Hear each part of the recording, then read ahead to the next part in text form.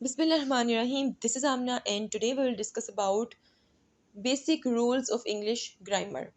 Students आज हम लोग स्टार्ट लेंगे रोल नंबर 29 से।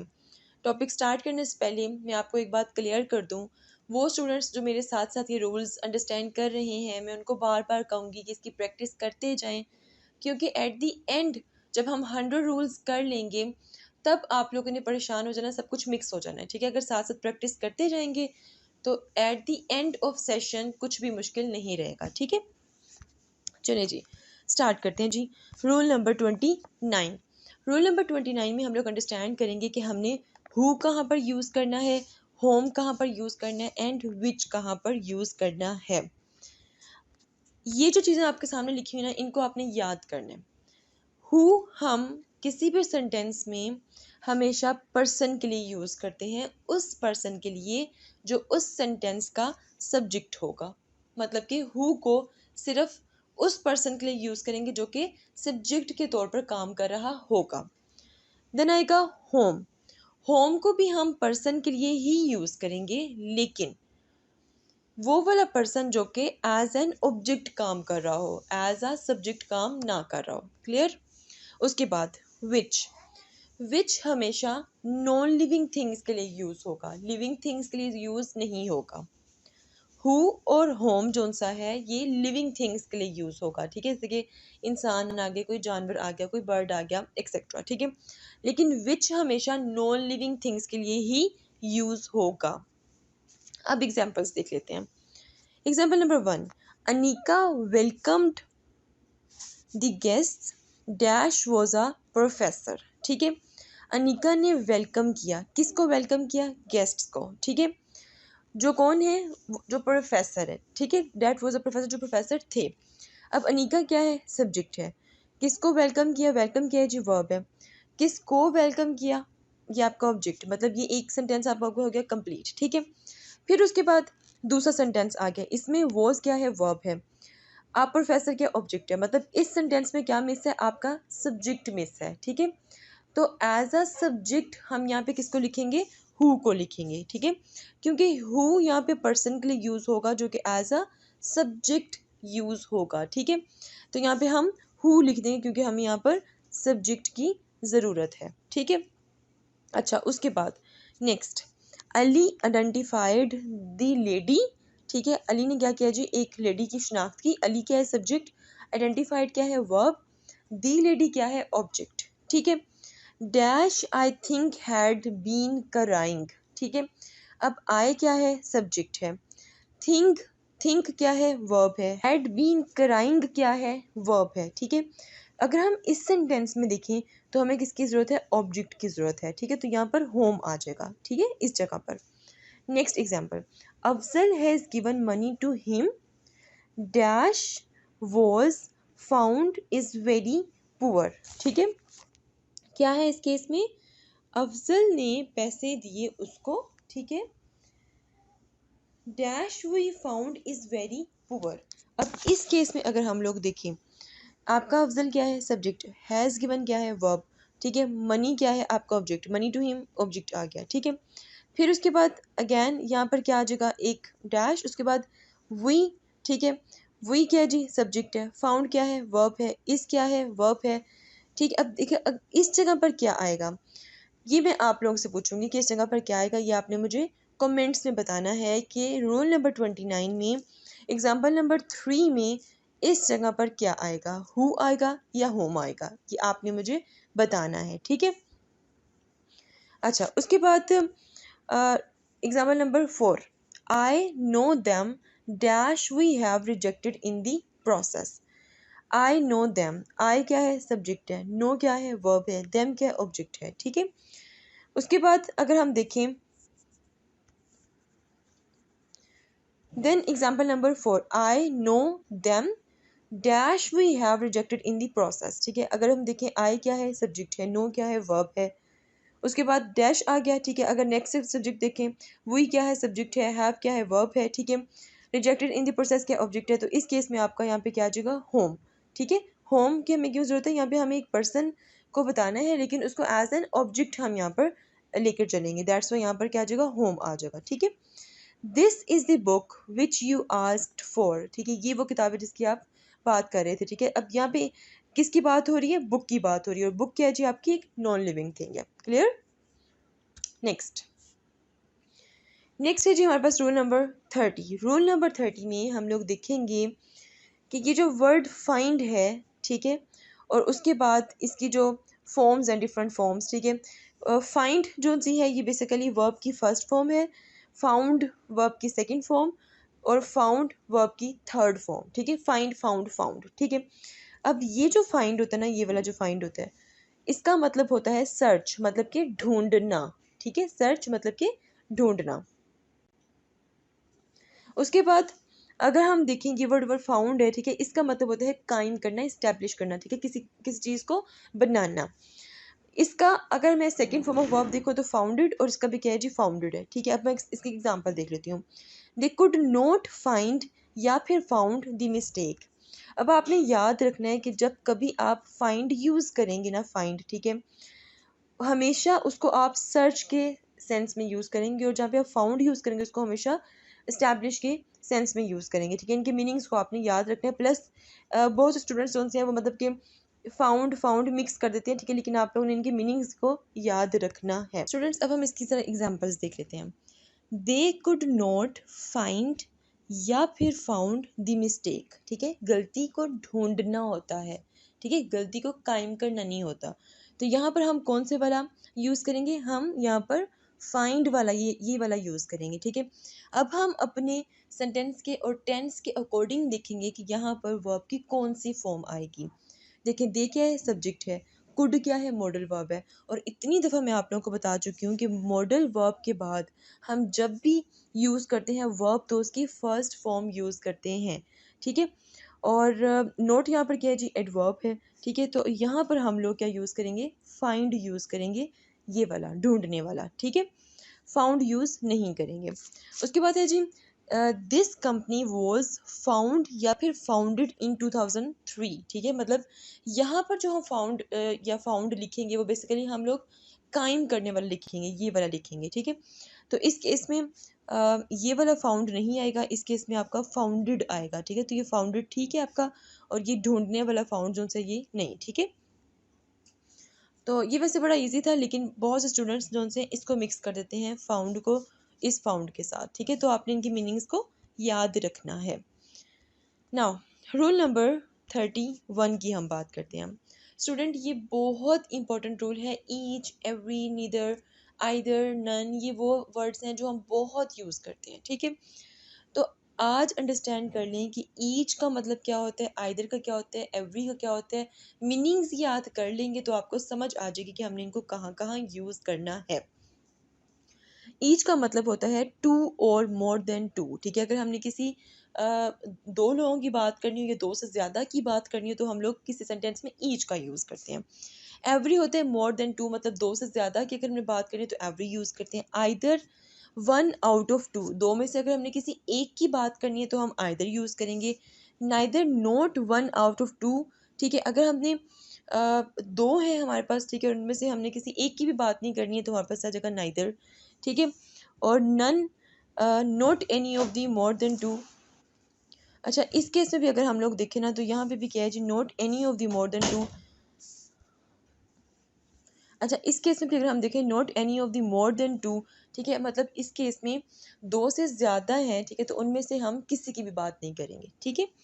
अच्छा, अब ज़रा हम इसको, अच्छा, अब अगर आप लोग कन्फ्यूज़ हैं मैं इसको क्लियर करती हूँ। नीदर एंड नन, इसको फिर से एक दफ़ा सुन लें। नीदर में है not one out of two option, ठीक है। मतलब अगर दो आपको ऑप्शन दिए गए हैं तो उनमें से मतलब दो, दो ऑप्शन कैसे? मतलब कॉइन है ना, कॉइन के दो फेसेस होते हैं, ठीक है। तो दो में से कोई भी नहीं, ठीक है। और नन में है जी दो से ज़्यादा है और उनमें से कोई भी नहीं, ठीक है। बस इतना सा डिफरेंस, इसको अंडरस्टैंड कर लें। अच्छा, ये तो आपने इनकी मीनिंग्स अंडरस्टैंड कर ली कि वो कहाँ यूज़ करने हैं। अब यहाँ पे मैंने कुछ मज़ीद रूल्स लिखे हुए हैं इनके बारे में।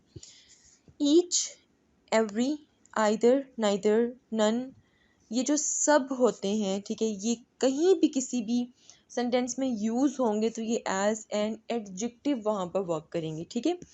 अच्छा, उसके अलावा इनके बाद आने वाला जो नाउन होगा वो सिंगुलर नाउन होगा, इनके बाद आने वाला जो वर्ब होगा वो सिंगुलर वर्ब होगा। ठीक है, ये रूल भी आपने याद रखना है। उसके बाद rule number 2, each, either, neither, none, ठीक है, ये एज अ प्रोनाउन भी एक्ट कर सकते हैं। अब इसमें से स्किप किसको किया, एवरी को स्किप किया, मतलब जो एवरी होता है वो एज अ प्रोनाउन वर्क नहीं करेगा। ठीक है, बाकी सारे के सारे एज एन एडजेक्टिव और एज अ प्रोनाउन दोनों तरह से वर्क कर सकते हैं। अब अगर किस सेंटेंस में ये आ गया और उसके बाद ओफ आ गया, ओफ आया, ठीक है, ओफ आएगा तो उस केस में जो नाउन होगा वो प्लूरल यूज होगा, लेकिन जो वर्ब होगा वो सिंगुलर ही यूज होगा। ये भी आपने याद रखना है। रूल नंबर 3 है, ईच जोन सा है ये प्रोनाउन और एडजेक्टिव दोनों के तौर पे वर्क कर सकता है। जैसे कि इस रूल में आप लोग देख सकते हैं कि यहाँ पर भी ईच है जो कि एज एन एडजेक्टिव वर्क कर रहा है, यहाँ पर भी ईच है जो एज अ प्रोनाउन यहाँ पर वर्क कर रहा है। उसके बाद जो एवरी है ये सिर्फ एज एन एडजेक्टिव के तौर पे वर्क करेगा, जैसे आप देख सकते हो ये एवरी सिर्फ एडजेक्टिव के तौर पे वर्क कर रहा है। फिर उसके बाद है जी ईच, ठीक है, ईच जौन सा होता है ये हम किसी इंडिविजुअल के लिए यूज़ करते हैं। ठीक है, इसकी मतलब कि किसी पर्टिकुलर सेंस में हम यूज़ करते हैं। ठीक है, लेकिन जो एवरी होता है ये हम ग्रुप के लिए यूज़ करते हैं। ठीक है, क्लियर। अब ज़रा आते हैं इसकी एग्जांपल्स पर। इसकी एग्जांपल अंडरस्टैंड करने से पहले मैं आपको रिकमेंड करूँगी कि 2-3 दफ़ा इस स्लाइड को पढ़ लीजिए। ठीक है, ताकि आपको चीज़ें जो सी वो याद हो जाएं। नेक्स्ट, अच्छा, each boy has a car. अब इस केस में हम लोग देखें तो यहाँ पे क्या लिखा हुआ है, ईच लगा हुआ है। ठीक है, ईच के बाद मैंने आपको क्या पढ़ाया था कि जो आप नाउन यूज़ करोगे वो क्या होगा, सिंगुलर नाउन होना चाहिए, और जो आप वर्ब यूज़ करोगे वो भी सिंगुलर होना चाहिए। ठीक है, अब यहाँ पे कोई ऑफ नहीं आया। इस केस में देखें, boy singular noun, has singular verb. ठीक है, अच्छा, इस केस में अब कैसे पता चलेगा कि ये जो ईच है ये एज एन एडजेक्टिव वर्क कर रहा है या एज अ प्रोनाउन यूज़ कर इसको हम यूज़ करें। तो यहाँ पे एज अ एडजेक्टिव यूज़ हम इसको करें, क्यों, क्योंकि यहाँ पर इसके बाद ऑफ नहीं आया और यहाँ पर सिंगुलर नाउन यूज़ हुआ है। ठीक है, अच्छा, उसके बाद नेक्स्ट है, every boy has a pen. अब यहाँ पर वर्ड यूज़ हुआ है पेन। ठीक है, और एवरी जो सा है ये सिर्फ यूज़ होता है एज अ एडजेक्टिव के तौर पर। ठीक है, तो इसके बाद जो आप यूज़ करोगे बॉय वो सिंगुलर नाउन ही होगा और सिंगुलर वर्ब ही होगा। ठीक है, फिर आ जाएगा नाइदर। नाइदर जो सा है इसके बाद भी आप सिंगुलर पेन है। ठीक है, पेन राइट्स वेल, तो पेन आपका क्या है, सिंगुलर नाउन, राइट्स क्या है, सिंगुलर वर्ब। ठीक है, क्लियर। अच्छा, उसके बाद आपने देखा कि ये जो तीनों हैं इसमें ईच, एवरी, नाइदर, तीनों ने कैसे एक्ट किए, एज एन एडजेक्टिव यहाँ पे उन्होंने काम किए। आगे देख लेते हैं, either of the two boys gets या फिर गेट प्राइज। अब इस केस में हमें कैसे पता चलेगा कि ये जो आइदर है ये प्रोनाउन के तौर पे एक्ट कर रहा है या ये एडजेक्टिव के तौर पे एक्ट कर रहा है। ये प्रोनाउन के तौर पे एक्ट कर रहा है, क्यों, क्योंकि इसके फ़ौरन बाद क्या आया है, ऑफ आया है। अब इसके फ़ौरन बाद ऑफ आ गया तो इसका मतलब है कि इसके बाद जो नाउन आएगा वो प्लूरल नाउन आएगा, वो सिंगुलर नहीं होगा। अब तो आप लोग देख सकते हो कि बॉयज़ क्या है, बॉयज़ ये नाउन है और ये प्लूरल नाउन है, लेकिन वर्ब जो सा है वो आपका सिंगुलर होगा, तो यहाँ पे गेट्स आएगा, सिंगुलर वर्ब, गेट नहीं आएगा। ठीक है, तो ये आपका सेंटेंस कैसे होगा, either of the two boys gets prize. ठीक है, उसके बाद नेक्स्ट है, neither of two questions is correct. अब इसमें जो नाइदर है ये कैसे यूज हो रहा है, एडजेक्टिव के तौर पे या प्रोनाउन के तौर पे, डेफिनेटली प्रोनाउन के तौर पे, क्यों, क्योंकि इसके बाद ऑफ आ रहा है। अब ऑफ आ गया इसका मतलब है कि इसके बाद जो नाउन आएगा वो क्या होगा, वो प्लूरल नाउन आएगा। तो क्वेश्चंस लिखा हुआ ये प्लूरल नाउन आ गया, इज लिखा हुआ ये सिंगुलर नाउन आ गया। ठीक है, तो ये आपका हो गया question complete. Next, none of the two questions is correct. ठीक है, अब इसमें आपका यह है नन, नन के बाद क्या है आपका ऑफ आ गया। ठीक है, डेफिनेटली ऑफ आया है तो आपके जो क्वेश्चंस होंगे, मतलब जो आपके नाउन होगा वो प्लूरल नाउन होगा। ठीक है, और इस यहाँ पर क्या है आपका सिंगुलर वर्ब है। ठीक है, अच्छा, उसके बाद है जी, she conducts a test dash Sunday. अब इसका भी जवाब आपको देना चाहिए था, लेकिन बहुत स्टूडेंट्स यहाँ पे कंफ्यूज हो जाएंगे, तो उनको मैं बता देती हूँ। She conducts a test dash Sunday. अब इस केस में एक रूटीन की बात हो रही है। ठीक है, रूटीन की बात हो रही है तो यहाँ पर क्या लगेगा, एवरी लगेगा। ठीक है, एवरी संडे। ठीक है, अच्छा, उसके बाद है जी, each side of the coin is shining. ठीक है, अब यहाँ पे क्या है, कॉइन की कितनी साइड्स होती हैं? 2 साइड्स होती हैं। तो यहाँ पे क्या लगा? ईच लगा। फिर एग्जाम्पल को मैं फिर से एक्सप्लेन कर रही हूँ क्योंकि स्टूडेंट्स यहाँ पे कंफ्यूज हो रहे हैं। एक बात आपने बहुत ध्यान से सुननी है, किसी भी सेंटेंस का जो सब्जेक्ट होता है ना, वो या तो नाउन होगा, ठीक है, या फिर वो प्रोनाउन होगा, ठीक है, या तो वो नाउन होगा या फिर प्रोनाउन होगा, याद रखना है। सब्जेक्ट कभी भी एडजेक्टिव नहीं हो सकता। इसीलिए इस केस में ईच जोन सा है, ये इस सेंटेंस का क्या है? सब्जेक्ट है। तो ये एडजेक्टिव नहीं हो सकता। तो इसको यहाँ पर कैसे वर्क करना है? एक प्रोनाउन के तौर पर ही वर्क करना है, ठीक है, प्रोनाउन के तौर पर वर्क करना है। क्यों? क्योंकि आप देख रहे हो कि यहाँ पर ऑफ आ गया, ठीक। चलें जी, next. There are some boys in the park and Dash is doing exercise. Again, rule number 31 का की जो लास्ट एग्जाम्पल है, इसका जवाब आपने मुझे कमेंट्स में देना है, ठीक है। चलें जी, नेक्स्ट हम देखते हैं अब रूल नंबर 32। रूल नंबर 32 में कुछ वर्ड्स लिखे हुए हैं जो हम बहुत ज़्यादा यूज़ करते हैं। Everybody, anybody, somebody, nobody, everyone, no one, ठीक है। ये वो वर्ड्स हैं जो हम हमेशा लिविंग थिंग्स के लिए यूज़ करेंगे, मतलब पर्सन्स के लिए जो लिविंग होंगे, ठीक है। अब यहाँ पे थोड़ा सा नोट करते जाएं।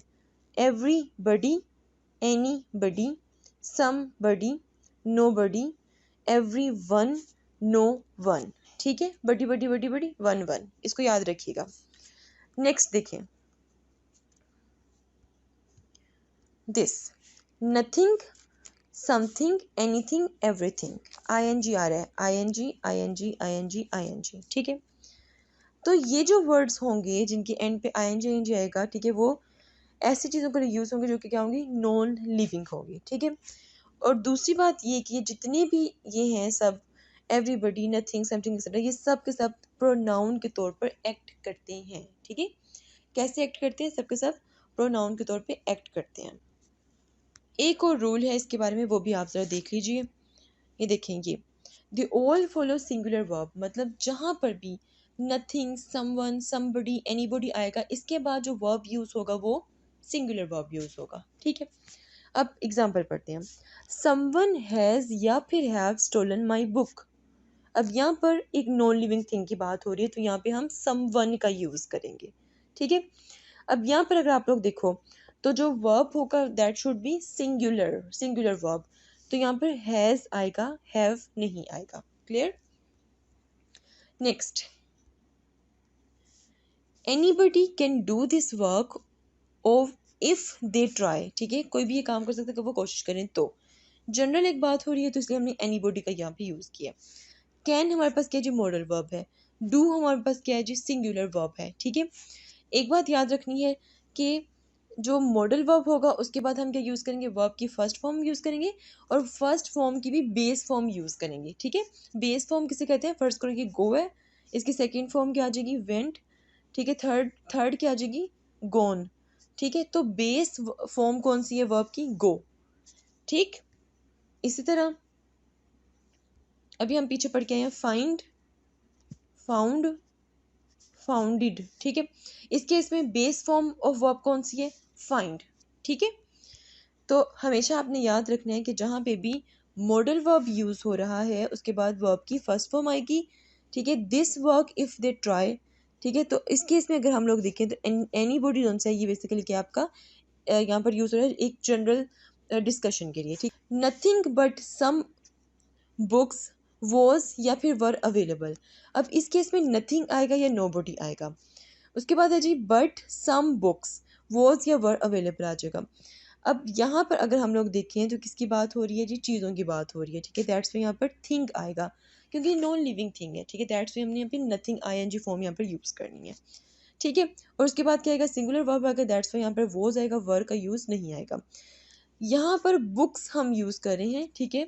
बुक्स के बाद बच्चे ये गलती करेंगे कि ज़्यादा किताबें हैं तो वर्ड लगा देंगे, लेकिन यहाँ पर वो आएगा। क्यों? क्योंकि भाई ये एक रूल है कि जहाँ पर आप लोग नथिंग या इस तरह के प्रोनाउन का यूज़ करेंगे, वहाँ पर आपको रूल को फॉलो करके सिंगुलर वर्ब के साथ चलना है, ठीक है।